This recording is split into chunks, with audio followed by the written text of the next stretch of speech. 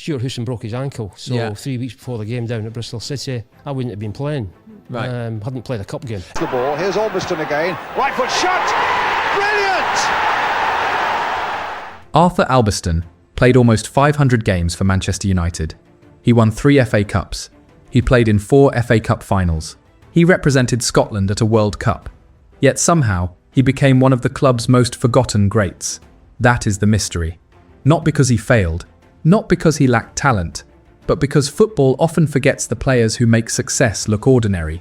Years after his career, Manchester United would describe Albiston as a player known for his unflashy yet solid displays.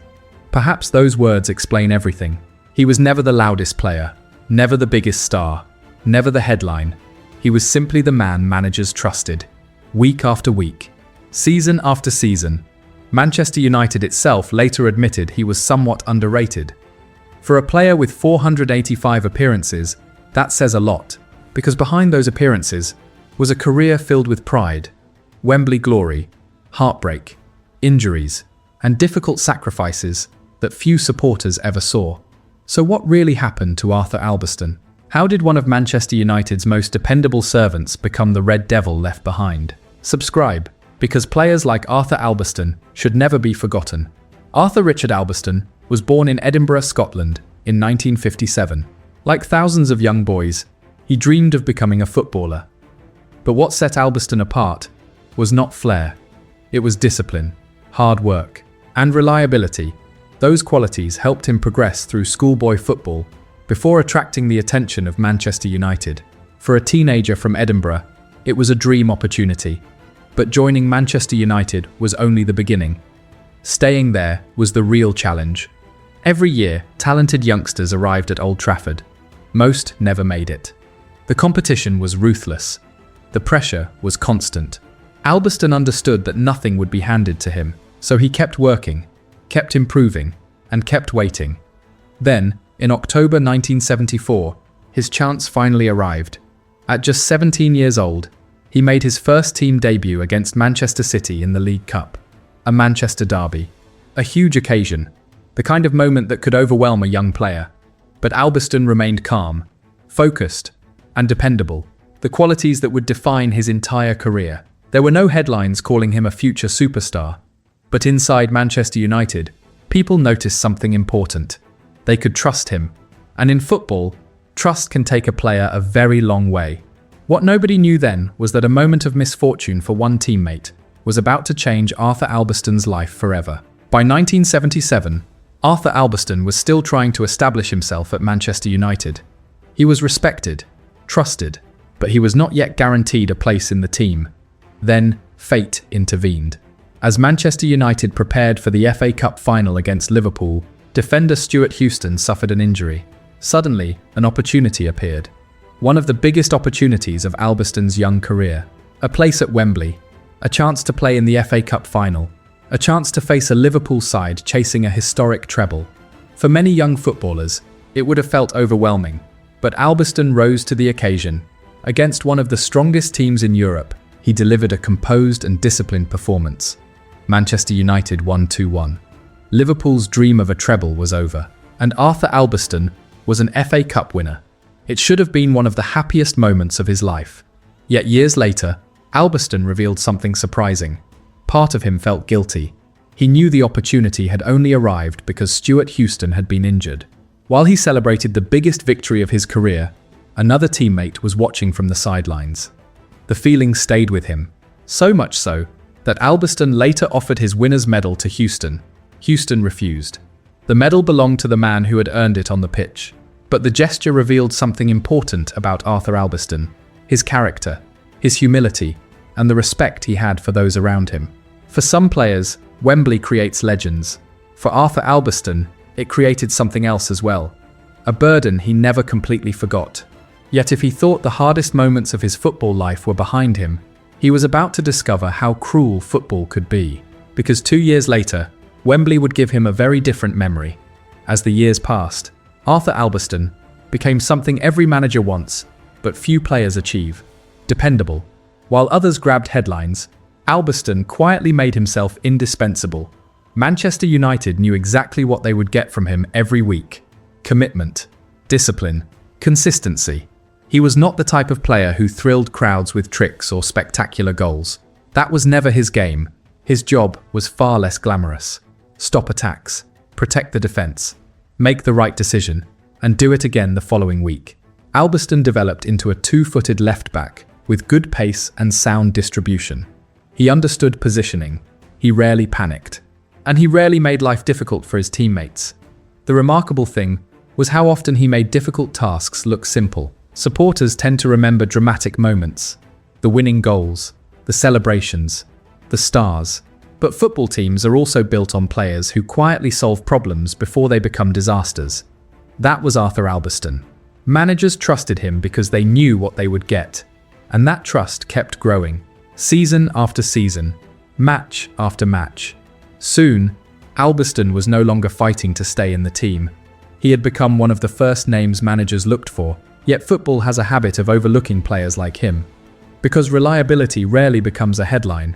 And perhaps that is why, even today, many people underestimate just how important Arthur Albiston had become to Manchester United. But while his reputation inside Old Trafford continued to grow, his career was about to produce something supporters rarely associated with him: goals. And one of them would arrive in the most unlikely place imaginable. Arthur Albiston was never known for scoring goals. In nearly 500 appearances for Manchester United, he scored only 7 times. That tells you everything. His job was to stop goals, not score them, which is why supporters remembered the few he did score. His first came against Manchester City in 1980, a special moment. But the goal most people remember came a year later, at Anfield, against Liverpool, one of the biggest fixtures in football. As the match entered its final moments, nobody expected the winner to come from Arthur Albiston. But in the 89th minute, the United left-back found the net. Liverpool were beaten, Anfield was stunned, and Albiston had produced one of the most memorable moments of his career. Goals were never his trademark. That was not what made him valuable.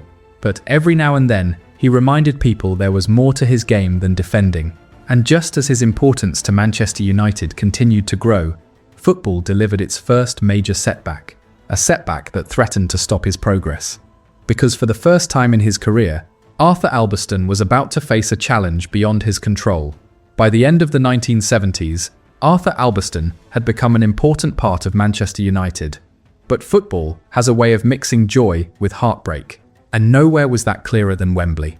In 1977, Wembley had given him one of the greatest days of his life. 2 years later, it gave him one of the hardest. The 1979 FA Cup final against Arsenal looked over. United were trailing 2-0. The trophy was slipping away. Then came one of the most dramatic finales Wembley had ever seen. Manchester United suddenly fought back. 2 goals in the closing minutes. 2-2. The impossible had happened. Or so it seemed. Just when extra time appeared certain, disaster struck. Alan Sunderland scored for Arsenal. Wembley fell silent for United supporters. The trophy was gone, and one of football's greatest comebacks had ended in heartbreak. For Albiston and his teammates, it was a painful lesson. Football can lift you higher than anything, and break your heart moments later. Fortunately, the story did not end there. Albiston returned to Wembley again, and again. In 1983, Manchester United defeated Brighton to win the FA Cup. Then came 1985. Another FA Cup final, another victory, another winner's medal. By the time the celebrations ended, Arthur Albiston had collected 3 FA Cup winners' medals, an achievement few Manchester United players could match. Yet strangely, those triumphs never brought him the recognition many believed he deserved. The trophies were real, the achievements were real, but somehow, the spotlight always seemed to fall elsewhere. Still, there was something even more important than medals: the ability to come back when things go wrong. And that was about to be tested like never before. For much of his career, Arthur Albiston had been remarkably dependable. Then football reminded him how quickly things can change. During the 1979-80 season, he suffered a serious knee problem. The injury required cartilage surgery. And suddenly, the momentum he had worked so hard to build came to a halt. Weeks became months. Matches passed without him. For any player, it is a difficult experience. For a player whose game depended on fitness, movement, and consistency, it was even harder. The fear is always the same. Will you come back the same player, or will something be missing? Albiston had no choice but to wait, recover, and start again. Many careers never fully recover from setbacks like that, but Albiston refused to let the injury define him. When he returned, he did more than simply reclaim his place. He proved he still belonged. Match after match, season after season, his performances once again made him one of the most trusted figures in the squad. At one point, he put together an extraordinary run of consecutive league appearances, the kind of record that only comes from fitness, discipline, and determination. The injury had tested him, but it had not beaten him. If anything, it strengthened his reputation inside the club. Arthur Albiston was not just a player who could perform when things were going well, he could respond when things went wrong, and that quality would carry him through the most successful years of his Manchester United career. But while his standing at Old Trafford remained strong, there was one place where recognition never seemed to arrive in quite the same way: the international stage. By the early 1980s, Arthur Albiston had become one of Manchester United's most dependable players. Week after week, he was performing at one of the biggest clubs in football. International recognition followed. In 1982, he earned his first Scotland cap. It was a proud moment, the reward for years of hard work and sacrifice. Over the following years, Albiston would represent his country 14 times. He would even reach football's biggest stage, the 1986 World Cup. For most players, those achievements would guarantee lasting recognition. Yet for Arthur Albiston, things never seemed quite that simple. That is what makes his career so unusual. By the mid-1980s, he was a 3-time FA Cup winner, a regular at Manchester United, one of the most experienced players at Old Trafford. Yet he was rarely spoken about alongside the biggest names of his generation. That became one of the quiet tragedies of his career. Not scandal, not controversy, recognition, or perhaps the lack of it.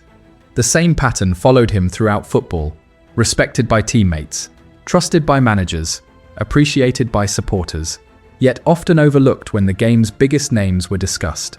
Even reaching the World Cup did little to change that.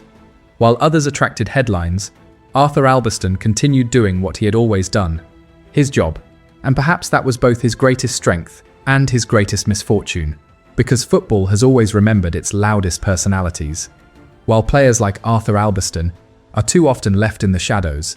And as the 1980s moved forward, another challenge was beginning to emerge, one that would eventually change the course of his Manchester United career forever. For years, Arthur Albiston had been part of Manchester United. Then football changed. In 1986, Alex Ferguson arrived at Old Trafford. A new era had begun, and like every new era, it brought change. Slowly, Albiston's role became smaller. The opportunities became fewer. The club he had served for so long was moving in a different direction. There was no controversy, no dramatic fallout, just a reality every footballer eventually faces. Football moves on. In 1988, after 14 years at Manchester United, Albiston left the club. His journey continued at West Bromwich Albion, then Dundee, then Chesterfield, then Chester City. There was even a spell in Norway with Molde, before later years at Ayr United and non-league football. The spotlight faded, but his love for football never did. After retirement, he remained involved in the game through coaching, management, and work around Manchester United's academy setup. Today, at 68 years old, he remains a respected figure among those who remember his career. And perhaps that is where the real sadness of his story lies. Not in how it ended, but in how often it is overlooked. Because while football moved on, many Manchester United supporters never forgot. They remember the commitment, the consistency, the sacrifice. And that is why Arthur Albiston remains one of the club's most underrated servants. Subscribe because some football legends fade from the headlines, but never from history.